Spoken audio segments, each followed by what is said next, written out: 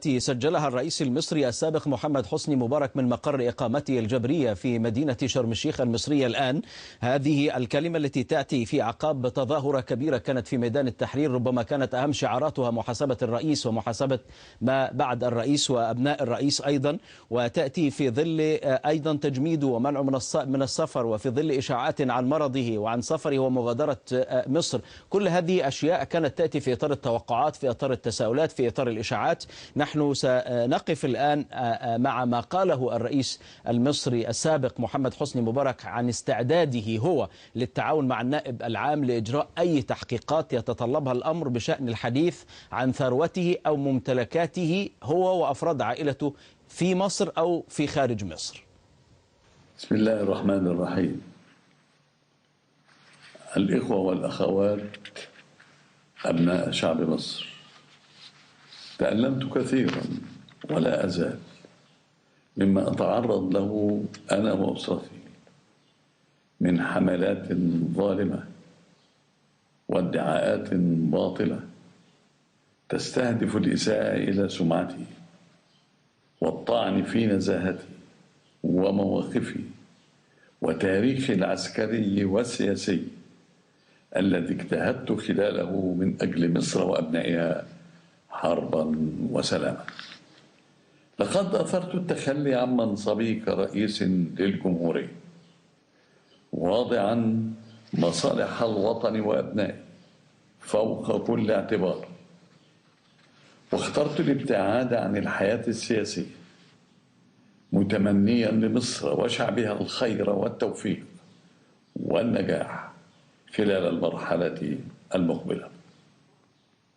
إلا أنني وقد قضيت عمرا في خدمة الوطن بشرف وأمانة، لا أملك أن ألتزم الصمت في مواجهة تواصل حملات الزيف والافتراء والتشهير واستمرار محاولات النيل من سمعتي ونزاهتي والطعن في سمعة ونزاهة أسرتي. ولقد انتظرت على مدار الأسابيع الماضية أن يصل إلى النائب العام المصري الحقيقة من كافة دول العالم والتي تفيد عدم ملكيتي لأي أصول نقدية أو عقارية أو غيرها من ممتلكات بالخارج، وإيمانا من جانبي بأنه لا يصح في النهاية إلا الصحيح، ودحضا لما يتم الترويج له من ادعاءات وافتراءات. وقد قررت الآتي بناء على ما تقدمت به من إقرار الذمة المالية النهائي والبيان الذي أصدرته مؤكدا فيه عدم امتلاكي لأي حسابات أو أرصدة خارج جمهورية مصر العربية، فإنني أوافق على أن أتقدم بأي مكاتبات أو توقيعات تمكن النائب العام المصري بأن يطلب من وزارة الخارجية المصرية الاتصال بكافة وزارات الخارجية في كل دول العالم لتؤكد لهم موافقتي أنا وزوجتي على الكشف عن أي أرصدة لنا بالخارج منذ اشتغالي بالعمل العام عسكريا وسياسيا وحتى تاريخه، وذلك حتى يتأكد الشعب المصري من أن رئيسه السابق يمتلك بالداخل فقط أرصدة وحسابات بأحد البنوك المصرية طبقا لما أفصحت عنه في إقرار الذمة المالية النهائي. ثانيا، موافقتي على تقديم أي مكاتبات أو توقيعات تمكن النائب العام المصري من خلال وزارة الخارجية المصرية الاتصال بكافة وزارات الخارجية في كل دول العالم لاتخاذ الإجراءات القانونية المناسبة للكشف عما إذا كنت أنا وزوجتي وأي من أبنائي علاء وجمال نمتلك أي عقارات أو أي أصول عقارية بشكل مباشر أو غير مباشر، سواء كانت تجارية أو شخصية، منذ اشتغالي بالعمل العام عسكريا وسياسيا وحتى تاريخه، حتى يتسنى للجميع التأكد من كذب كافة الادعاءات التي تناولتها وسائل الإعلام والصحف المحلية والأجنبية حول أصول عقارية ضخمة ومزعومة في الخارج أمتلكها أنا وأسرتي.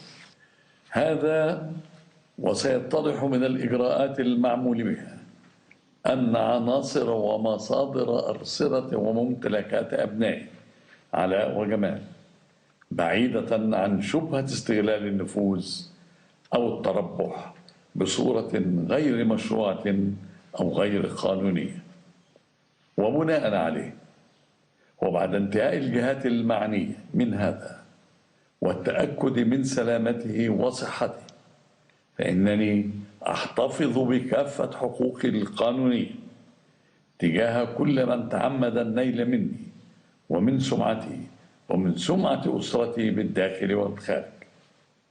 الإخوة والأخوات، ستظل مصر دائما لنا جميعا هي الهدف والرجاء. وفق الله مصر وشعبها وسدد على طريق الخير خطى أبنائها. والسلام عليكم ورحمة الله وبركاته.